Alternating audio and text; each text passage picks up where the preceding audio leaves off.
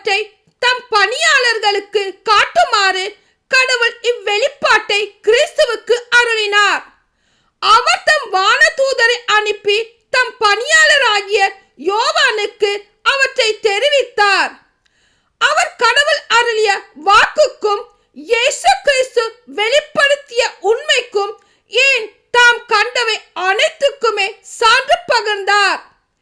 இந்த இறை வாக்குகளை படிப்போரும் இவற்றை கேட்போரும் இந்நூலில் எழுதியுள்ளவற்றை கடைபிடிப்போரும் பேறு பெற்றோர். இதோ காலம் நெருங்கி வந்துவிட்டது. ஆசியாவில் உள்ள திருச்சபைகளுக்கு கடிதம். ஆசியாவில் உள்ள 7 திருச்சபைகளுக்கும் யோவான் எழுதுவது. இருந்தவரும் இருக்கின்றவரும் வரவிருக்கிறவருமான கடவுளிடமிருந்தும் அவரது அரியணையில் முன்னிற்கும் 7 ஆவிகளிடமிருந்தும் இயேசு கிறிஸ்துவிடமிருந்தும் உங்களுக்கு அருளும் அமைதியும் உரித்தாகுக. இந்த கிறிஸ்துவே நம்பிக்கைக்குரிய சாட்சி. இறந்தோரில் முதலில் உயிர் பெற்று எழுந்தவர். மண்ணுலக அரசர்களுக்கு தலைவர். இவர் நம்மீது அன்பு கூர்ந்தார்.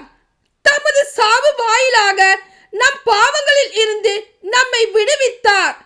ஆட்சியுரிமை பெற்றவர்களாக, அதாவது நம் கடவுளும் தந்தைமானவருக்கு ஊழியம் புரியும் குருக்களாக நம்மை ஏற்படுத்தினார். இவருக்கே மாட்சியும் ஆற்றலும் என்றென்றும் உரியன. ஆமென். இதோ அவர் மேகங்கள் சூழ வருகின்றார். அனைவரும் அவரை காண்பர். அவரை ஊடுருவ குத்தியோரும் காண்பர்.